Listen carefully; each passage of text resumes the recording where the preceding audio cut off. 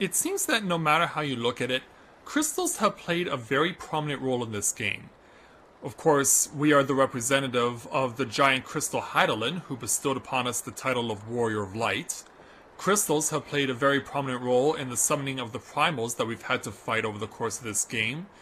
And here in Year 2, we've had the opportunity to take on the first two parts of the Crystal Tower. But there's still one part of the Crystal Tower that we have to fight. And in this area, it's going to be pure darkness. So in order to take care of that, we need to bring the light. And we're going to have to do that in a very special way. Now you might remember, back on Year 1, on day 89, Edie was able to obtain all the armor that he needed to become an Azure Dragoon. But his armor was black. So, I'm sure you've probably been wondering, when is he going to get the armor that will make him a true Azure Dragoon? Well, ladies and gentlemen, that time is now. The Warrior of Light in his full Azure Dragoon armor, just the way I've been wanting to get him for a very long time. And so, with that in mind, greetings people of the world, Matthew back with you here in Overall Autism for the continuation of Let's Play Final Fantasy XIV, A Realm Reborn. It is Year 2, Day 68 for EDSS in the Realm Reborn. And today, as the fog rolls in, well, the fog does seem to be rolling in somewhat, but yeah, the music, it is kind of ominous, if you will, because we have to go take on the last part of the Crystal Tower before we move on to the main story of patch 2.5. And so, yeah, you are looking at EDSS in the enhanced version of the Azure Dragoon armor. That actually is Azure and it's not black. In fact, to complete the look, of course, we gotta put the helmet on him. And so now, he actually looks like the Azure Dragoon in full, and I'm so glad to have finally gotten this after all this time, because we couldn't get any of this armor under the modern format until we got into patch 2.4's various dungeons. But now that we have gotten Edie the way he was always meant to be, it's time to finally go and take on the last part of the Crystal Tower. So now, what do you say we stop talking and actually go do it? Yes, Edie is finally the way I've been wanting him to look for a long time, because, yeah, it wasn't long after the completion of the Year 1 Let's Play of this game that they took away the ability for you to purchase this armor that Edie is wearing. From that point forward, you had to go and obtain it by getting various pieces of armor in patch 2.4's dungeons and exchanging them for the armor that would make Edie look the way I always wanted him to be. So, now that we are finally looking the part of the Azure Dragoon after all this time, why do you say we go ahead and speak with Rainbows, because I know he's been waiting for a while for us. So, let's speak with Rainbows to take on his last challenge for the Crystal Tower, called the World of Darkness. Rainbows has a furrowed brow and the look of one with ill tidings.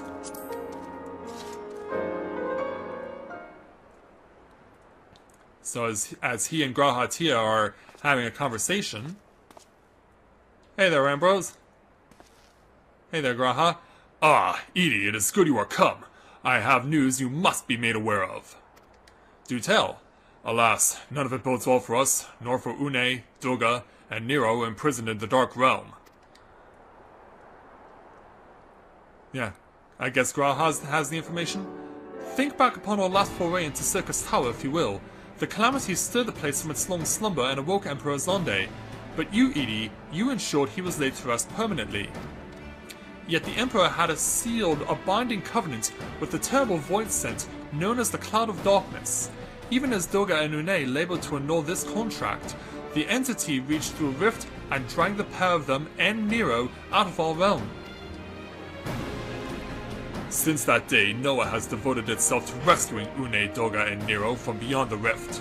Our research, however, has exposed a far more dire problem. The Crystal Tower still acts upon Emperor Zonde's orders and collects energy to open another void gate even as we speak. Indeed, the place nigh hums with energy. We have done all we can to stop the Imperial Edict, but to no avail. Just as the gate would open only for Une and Doga, so too would the tower heed only those of the royal blood of Alag. Meaning that Graha could finally be getting involved. 'Tis a most galling design. Granted, this was not always so vexatious, according to the elegant tombstone Nero presented us. During the golden age of Alag, the royalty had some means of bestowing their blood upon others. If they hadn't such a technology, Amon and his underlings could never have controlled the Crystal Tower. But we do not have either this art or any with royal blood. Every moment we wait, a vast rift through which the cloud of darkness can enter our realm threatens to open. Such a disaster cannot be allowed to come to pass. We must seal the Crystal Tower and annul Zande's covenant with the Dark Realm. If only breaking the ladder would suffice. But then what of the energy building in the Crystal Tower? Without suppression, that power could discharge and cause a calamity like the one that destroyed Alag. So where does that put us? In truth, we have more than just 3 lost compatriots to worry about. If we do not act, our very world will fall before the might of this threat. Yeah, obviously we have a job to do. We know but one way out of this predicament. Rescue those who can control the tower from beyond the Dark Realm, and seal the rift shut after them. And mercifully, not all our news is quite so bleak. 'Tis true we cannot stop the Void Gate from manifesting within the tower, but this can be to our benefit. We can use Circus's power for our own purposes, and create a portal to carry us into the Dark Realm. Well, sounds like a plan. We have heard this is possible from a man from the Thaumaturgus Guild, well versed in otherworldly matters. And with Master Garland working to create said portal, the final preparations are well underway. Ah, and here comes the man himself.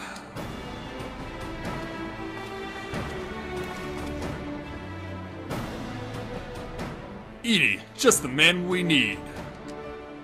Yes, our fellowship is indeed complete and all parties privy to our strategy. And you, Master Garland, how fare your endeavors? Quite well. The device is nearly ready, though attaching that damnable thing to Circus Tower took every ounce of ingenuity the Ironworks has got. But it should produce the energy we need. With just a little more fine-tuning, we can open the rift. I'm here to request your presence at the tower. I'll leave Biggs and Wedge at the 8 Sentinels as guides. And do hurry, Edie. I'm sure you wouldn't miss another chance to save the world, would you? Of course not.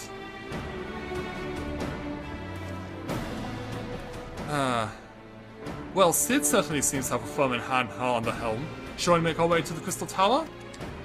That would be definitely a good idea, Graha, and not a moment too soon, to be quite honest.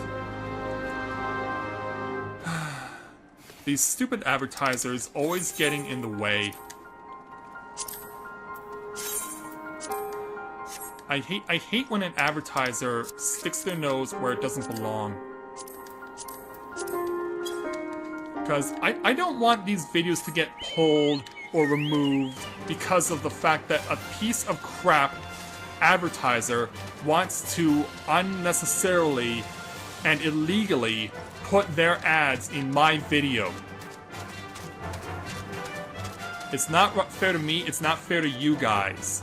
That they should get my way, or anyone else who actually does a Let's Play of this game, like Ash10, or Mr. Happy, or anyone else who does so. Because we're all trying to accomplish the same thing. We all want to play the game, and we also want to give you guys the entertainment you're looking for, without the distractions. And when stuff like this happens, when an advertiser gets in the way, and puts in an illegal ad, that's not fair to you guys, and I don't appreciate that. It's a shame I don't have a way to remove it from the video itself, because that really sucks. Okay, here we go. Hey, yeah, Lanza, what are you doing? Yeah, suddenly he's turning all over the place. Yeah, he's as confused as I am right now. But at least we can finally advance. And it looks like another person has come to take on the circus tower. Multiple people, actually. Hey, Wedge. Edie, I'll bet you're here to watch us pry open a rift between worlds, eh? We're almost ready. Circus Tower is full of engineers scurrying around and making adjustments. We're dealing with a lot of power, and if a single coupling's off, well, boom! But it should be fine, really. Anyway, you'd best wait at the top. The chief's there overseeing the whole operation. Alright. Let's go ahead and do that.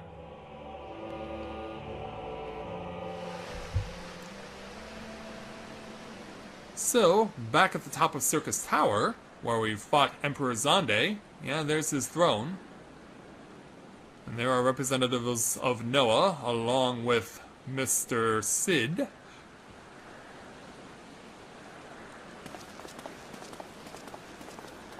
Right, Edie and Graha arriving on the scene.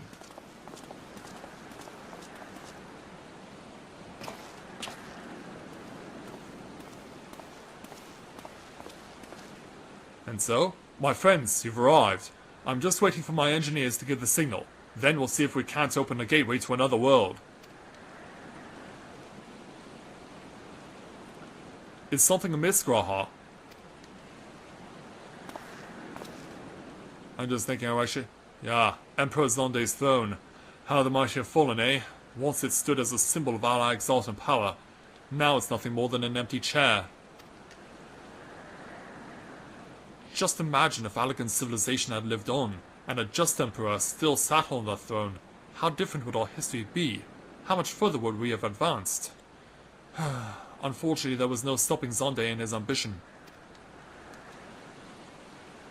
There were those who tried. Zonde's war of dominion left no one unscathed. Unable to abide the hordes inflicted upon the people, warriors young and brave took up the sword against Allag. These men and women became as beacons of hope to those who had suffered, not unlike the warriors of light in our age. But all this merely hastened the destruction. Just as they moved towards Allag's heart for the kill, Zonde lashed out in anger and frustration, as trapped beasts aren't wont to do. In his desperation, Zonde desired that a great rift be opened to hasten the cloud of darkness's coming. To this end, he commanded the sun's power, held within Dolomood, be emptied into Circus Tower at once.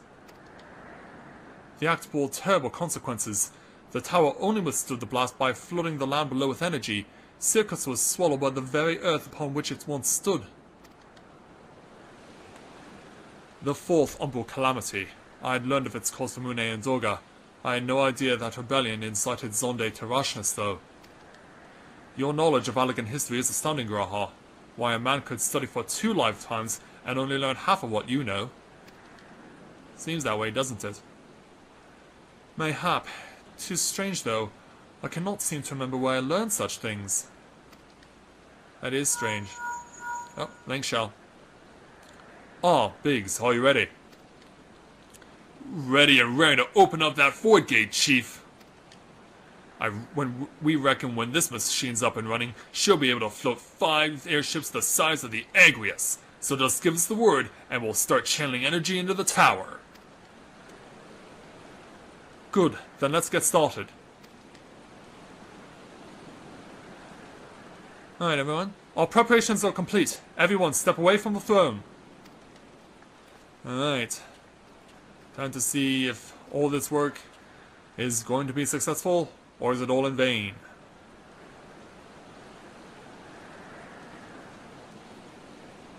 Alright, let's see what this machine can do. Now, Biggs!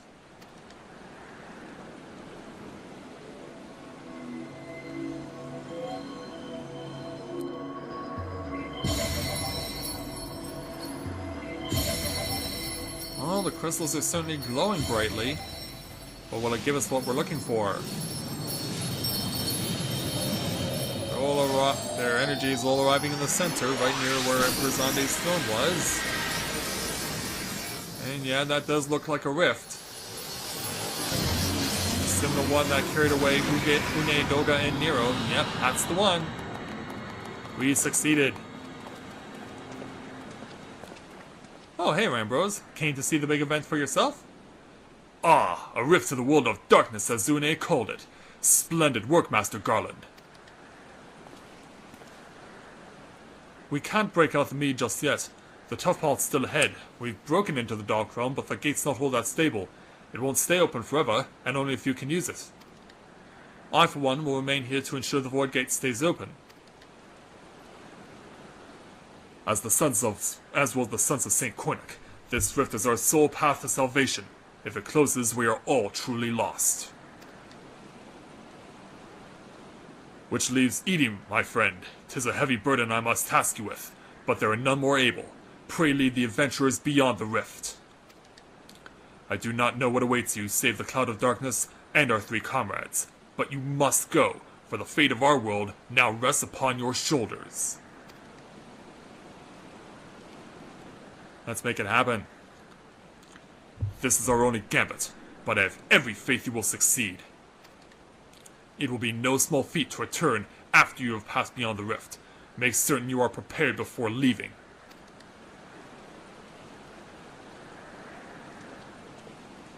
And so away they go. Thanks, everyone. Might I have a moment of your time, Edie? There's a matter of port we must needs discuss ere you leave. And what's that? And why are you walking away before we can have this conversation? Yeah, I guess we have to walk after him.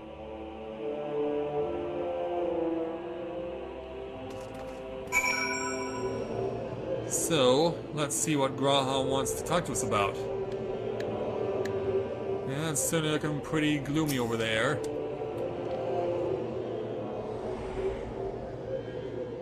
Edie, I wish to speak to you about my eye. As you are no doubt aware, 'tis a trait only seen amongst Allegan royalty. Long have I pondered, why is such my inheritance? The sanguine hue must have been some bearing upon my destiny. This much Dorga himself admitted. But what? In truth, the more I learn of the Crystal Tower, the less I am myself. Somehow meeting those 2 clones has wrought great change in me. I'm consumed with remembering something. Something ancient, but ever so important. And my father's words echo in my mind, the self-same ones his father told him. The truth of our eye rests with Allag. Mayhap what I wish to remember, and these words are related. Mayhap not. But I know I must learn the truth that history hides from me. I would see this journey, our journey, through to the very end with mine own 2 eyes. So I implore you, allow me to join you beyond the rift. I believe we can accommodate you there, Graha. Just don't get yourself killed. You have my thanks, my friend. Now let us venture into the world of darkness to save our comrades and our realm.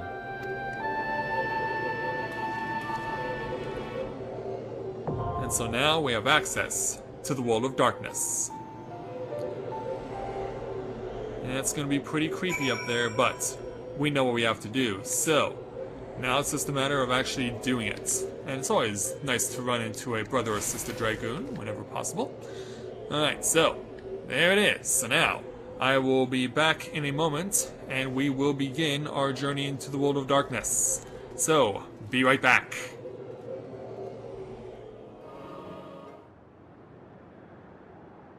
Yeah, the stars may be out, but that is going to be pretty scary. Welcome to the world of darkness, the last part of the Crystal Tower. Yeah, it's not even part of the tower itself. It exists in a world all its own. And just like the Labyrinth of the Ancients and Circus Tower itself, it'll be myself and 23 others to take on this challenge. And of course, joining me as always, my lovely Sakura. So let's go and do this. Off we go on this 7-round journey to all sorts of various creepy places with a lot of very intense monsters. And given that this is the last part of the Crystal Tower trilogy, there's no question that the enemies you will find here will be the most difficult. So, just be ready to go for broke and kill anything and everything you see Also taking into consideration that this fight will have a lot of important mechanics involved. So, here we go! First round of Circus Tower starts with 3 Chimeras, Holgarms. And so, just like the first round in Circus Tower, there's going to be a lot of focus on killing off some lesser enemies before you get to the main course. Because there are actually going to be more enemies to deal with as we go along. And one of the important things is try your best to not get separated, because as you've seen, since that happened, these red rings will now appear. And if you stand in them, you suffer from the burn effect. However, you'll want to do the best you can to avoid running into any AoE in the process. And as you can see, we're already quite a bit of trouble already. We barely even started. This is not going to be the best group, I can assure you. We are going to take a lot of pain here. And for the most part, this can be attributed to the fact that we pinned ourselves.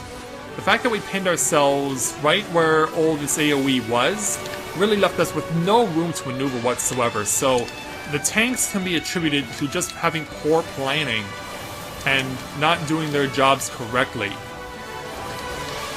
This can be wholly attributed to them, not doing what they're supposed to do. You know, we've still got 2 left. We still have 2 Garms left, so I have to now run through this. Okay, 2 Garms are dead. But as you can see, these rings, these AoE rings, are just relentless. They will cover the entire stadium, and yeah, I said these are lesser enemies. Well, it gives you an idea of just how hard the lesser enemies are. So now, a 2-headed dragon has appeared on the field along with some additional adds.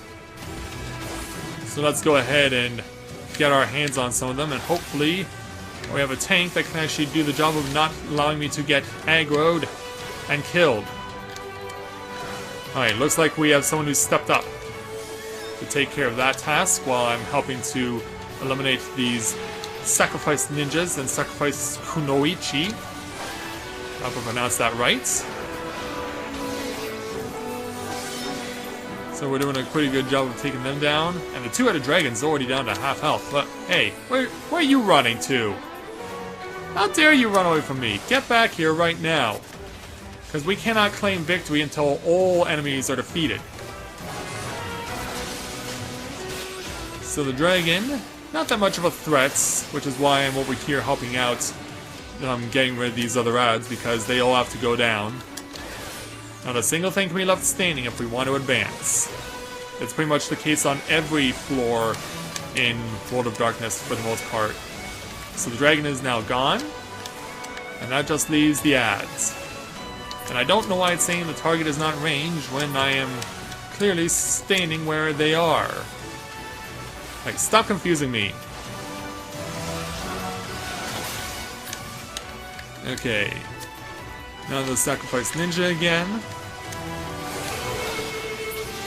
Yeah, if you didn't know any better, you could say that these ninjas are not really fighting all that honorably because they're trying to run away, but we got them, and we finally passed our first floor. And imagine, there's still 6 more of these left to deal with. Oh, buckle up everyone, this will be a long and bumpy ride. If the first floor was any indication, we will definitely have our hands full. Alright. So getting ourselves ready for the first boss here at the World of Darkness, Angra Mainyu. This big, floating, flying eyeball with what looks like an eyelash crown is the best way I can describe it. So let's now get in here and start taking it to him. The biggest challenge in this battle will be the fact that he has a very unique AoE set. And no one else does this. It's this. Double vision. You either have to pick a side, either the red or the white. Then when he does double vision again, you have to stand on the opposite side, like so. I started on the red, I have to change over to the white. If you end up standing on the same color 2 turns in a row, you will not only suffer a lot of damage, but you'll also take a debuff. So be careful about that. Yeah, that is the biggest thing you have to worry yourself with. He also will have level 100 spells, like level 100 Flare. That's really devastating. But that's not even his worst ability. He has something else, too. He'll also shoot in a straight line. It's Mortal Gaze.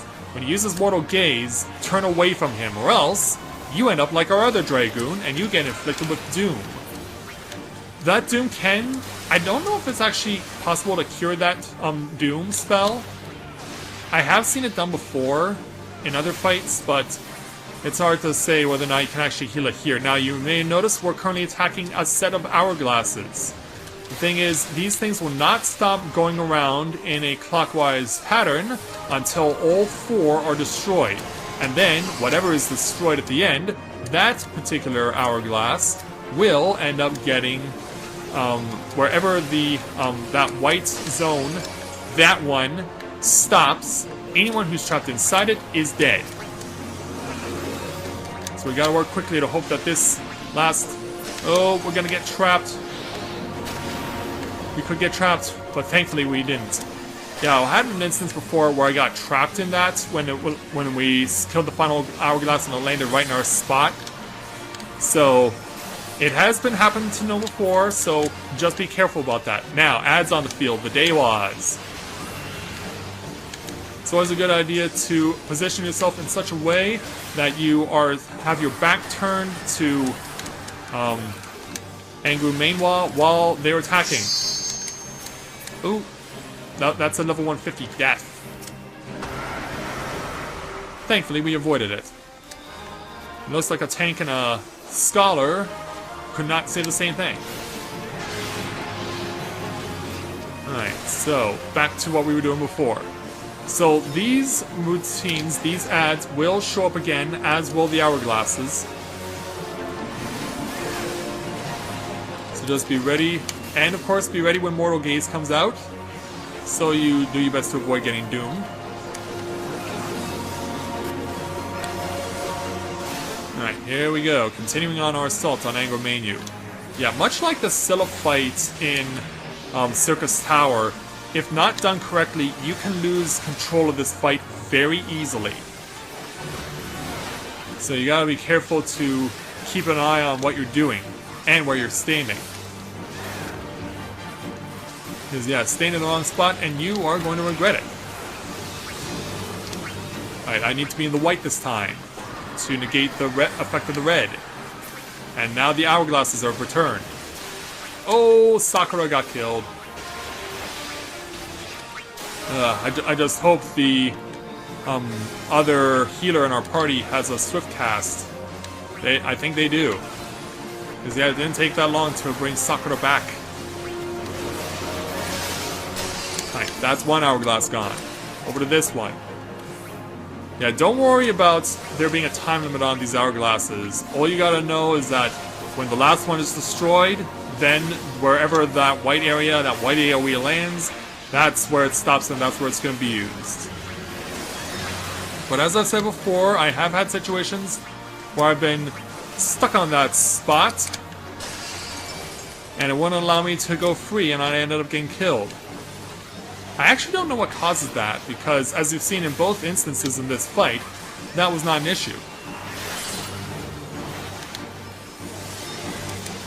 Okay, still pounding away. Okay, Dewa is back on the field. See if I can negate us. I did with a stun. Okay, stay in the red. I need to stay in the red. And now we continue again. Oh, I got paralyzed somehow. Well, as long as we kill that off, I don't have any complaints about it. Alright, I'm going to limit break Angro Mainyu right now. That'll chop him down a bit. Ooh, I might not avoid this Mortal Gaze. I did. Oh, yeah, I got away with one there. Got to cross over into the whites.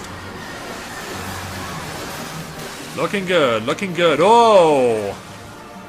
I didn't see him make that move, but yeah, we need to get out of the way of level 150 death. No one got affected by it, thankfully.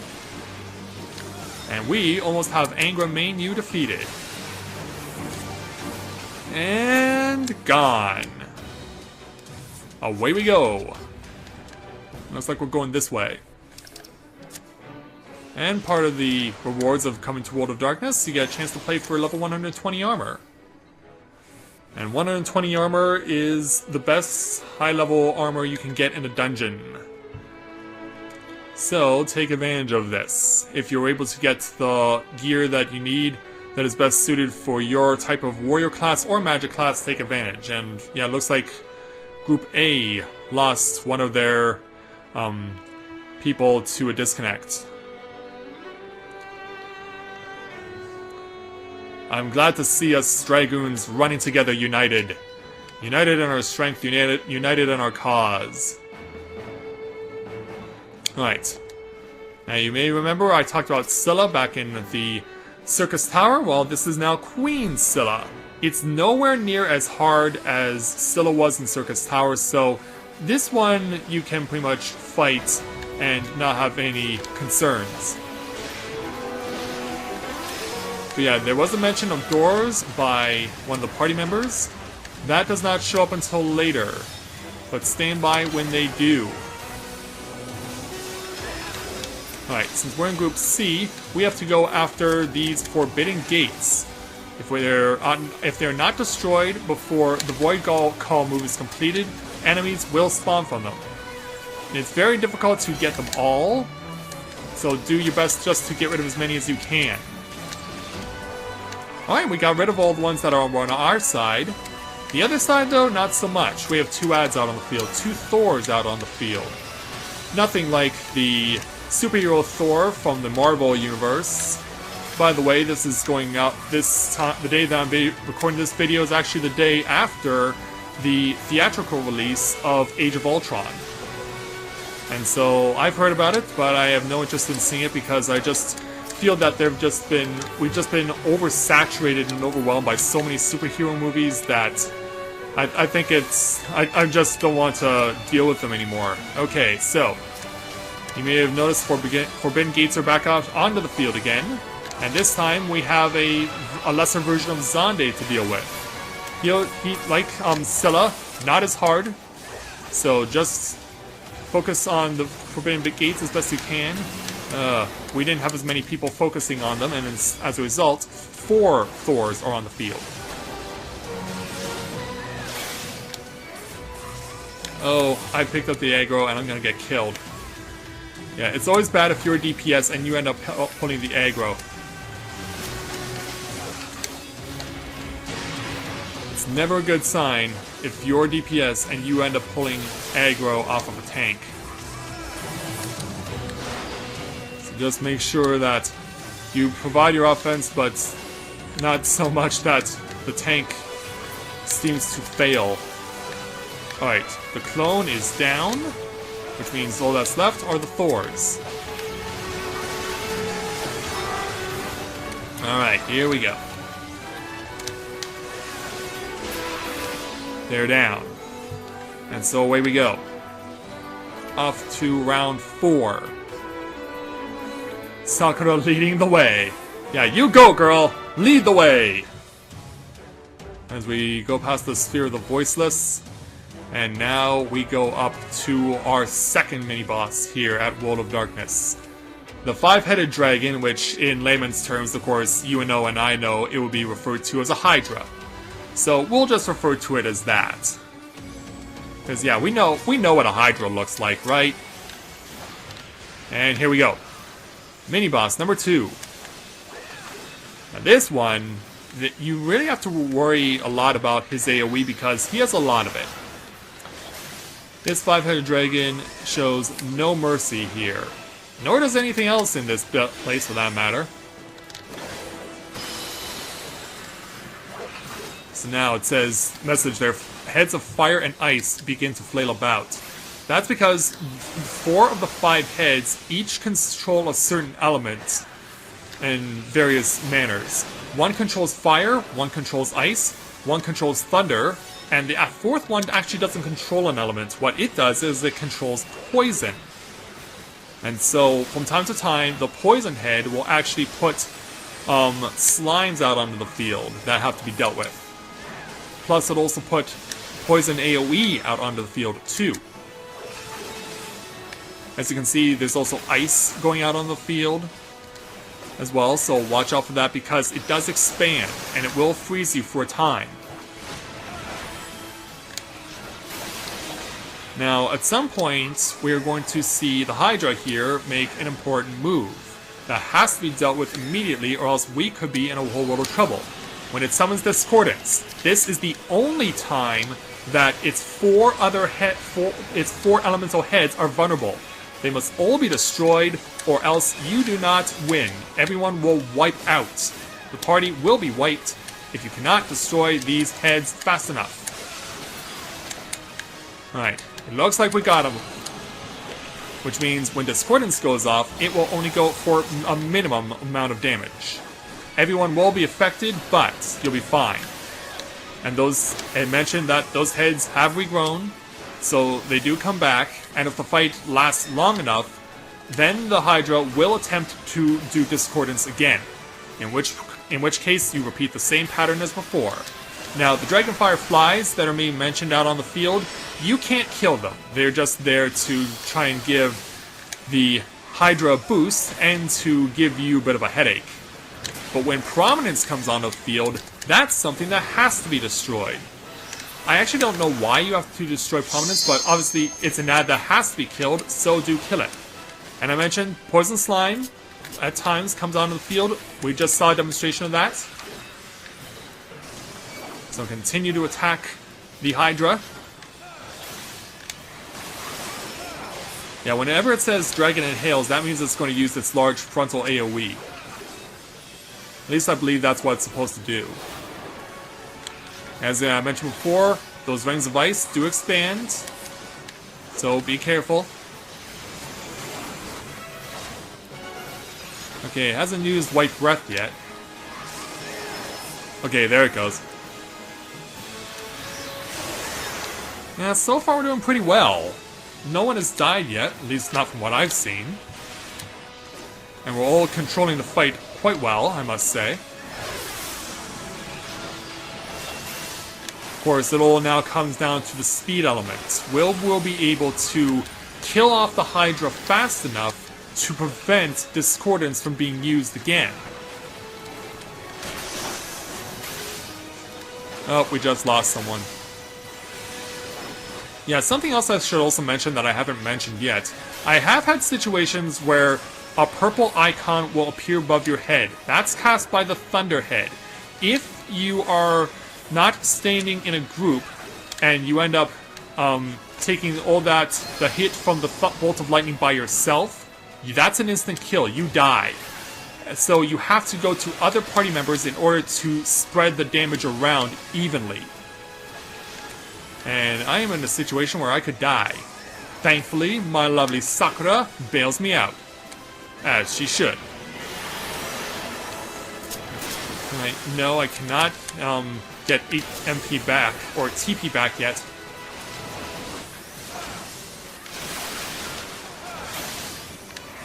Ah, crap, Sakura died again. That's never good. Now, at this point, all I can really do is just use my basic attacks to reduce my situation in as little pain as possible. Okay, got TP back, got the double limit break. I'm going to go ahead and use it. I'm going to go ahead and use the double limit break in order to get ourselves down quicker.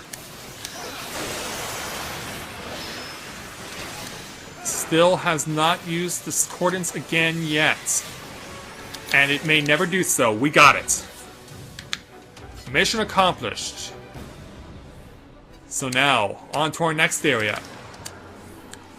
Alright, it's another item for a healer. Then we will continue on. We're pretty much past halfway point now. And so now, we go to a situation where we're going to be on a field of battle that's somewhat like the fourth area that we dealt with in Labyrinth of the Ancients. We'll explain more about why that is when we get there. Labyrinth of the Ancients, it had a very unique mechanic. And so, in a manner of speaking, it's also going to be implemented here. Because the enemies we fought in the 4th area of the Labyrinth of the Ancients were Atmoses. And so they have to be dealt with here as well. But they're dealt with a little differently. Because unlike the Labyrinth of the Ancients, where everyone had to stand on a specific platform in order to actually cause damage against the Atmos, in this place, all you have to do is just pound it. And you really don't have to do much more than that, but from time to time, the Atmos will inhale some of your party members and then spit them off the other end. What you then have to do, in order to get them back onto the field of battle, step on one of those glowing platforms, and if they're stepping on one of those glowing platforms, they're allowed to jump back in and re-enter the battle. So, if I go over here, I get launched right back in.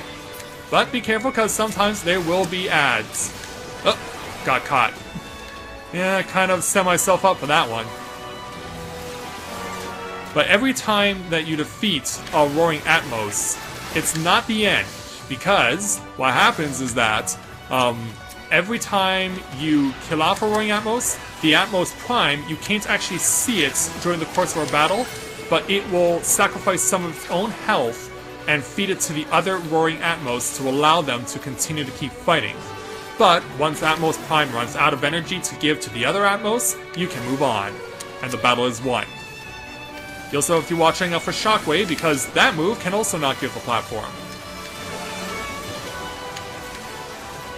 And so far we're doing quite well, I would say. Yeah, don't be surprised if you fall off a few times, like there. Just make sure that someone's still on the platform to be able to continue activating the glowing platform that allows you to get back into the fight. And look out! Oh boy, I'm really taking a beating off of the debuffs here from those rings. Yeah, those rings are also shown in another area that we did back in Circus Tower. However, these ones actually cause debuffs. You can see I'm stacked with the same debuff 5 times over. But that goes away once you've drained the Atmos Prime of all of its energy. So now, off to the 6th round. So we're into the penultimate level. So now what's going to happen is we're going to have to take on this thing. A big, 3-headed dog from hell, known as Cerberus.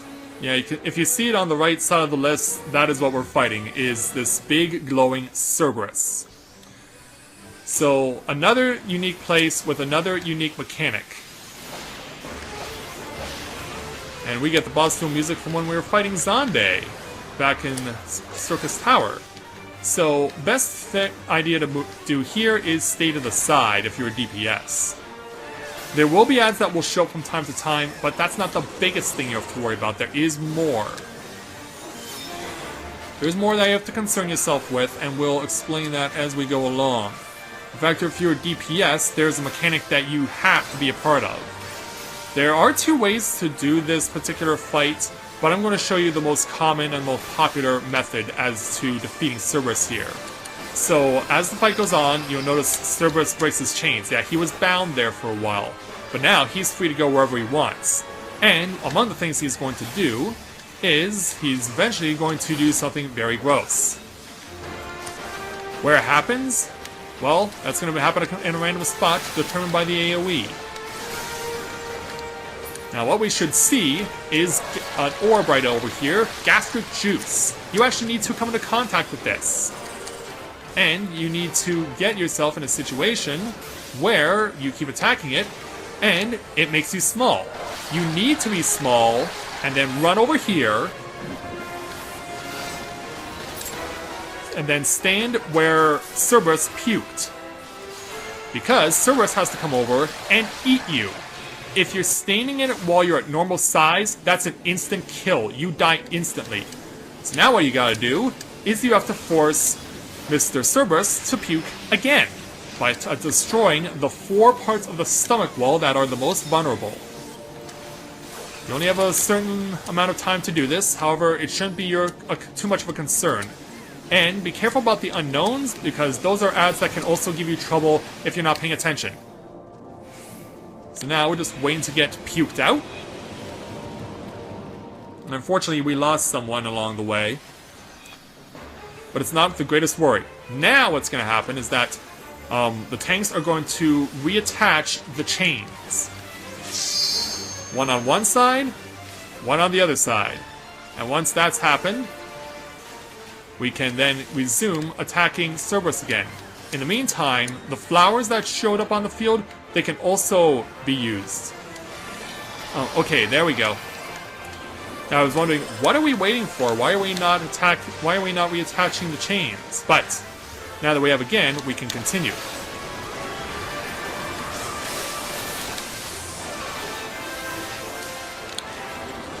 And look out for some of the AoE over here. Now, the most damage you can cause Cerberus, because he does not lose that much, is by going into his stomach wall, getting eaten, and basically destroying it. We saw him use the move Hound Out of Hell. That's basically a dash move that he uses, and this is why you don't want to get hit by an attack from behind, because you take a debuff. So do your best to avoid having that happen to you. Let's go back over to this side, because I feel more comfortable about this side, and I feel more confident about it.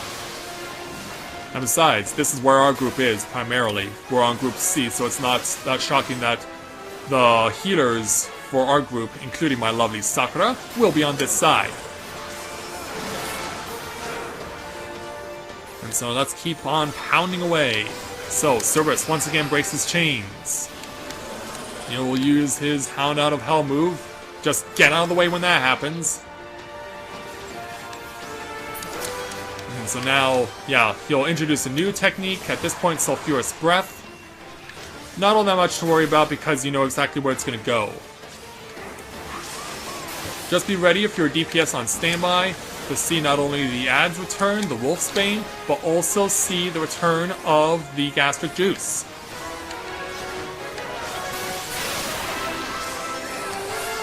Okay, still waiting. Right.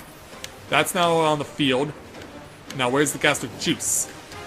We'll know it's on the field when we see the name for it. Okay, it's appeared, and thankfully, it's been placed right near where Mr. Cerberus puked. So, Gone Mini, get into the vomit. Let Cerberus eat us, and repeat what we did before. Now, if you're listening carefully, you can actually hear the boss music barely. It's a unique mechanic that someone actually mentioned to me, that when you're in here, you can actually still hear the boss music, but it sounds like because you're inside of the Cerberus, that it sounds dulled. Like, it's not as prominent as it once was. Like, you can barely still hear it. And then, now that we've once again destroyed the 4 parts of the... Oh, wow! That was the deed that did him in, because sometimes you have to kill him again. Sometimes you have to reattach the stuff again. Alright. We now have one last hurdle to take on. Time for us to go up.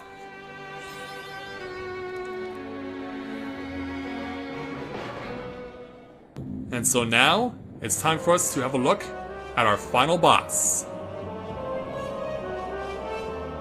Emerging. Who disturbs the gloom? Ah, the mortals from the realm of light, you have not stumbled here without purpose. I am the cloud of darkness. What I do not smother, I devour. What I cannot devour, I destroy.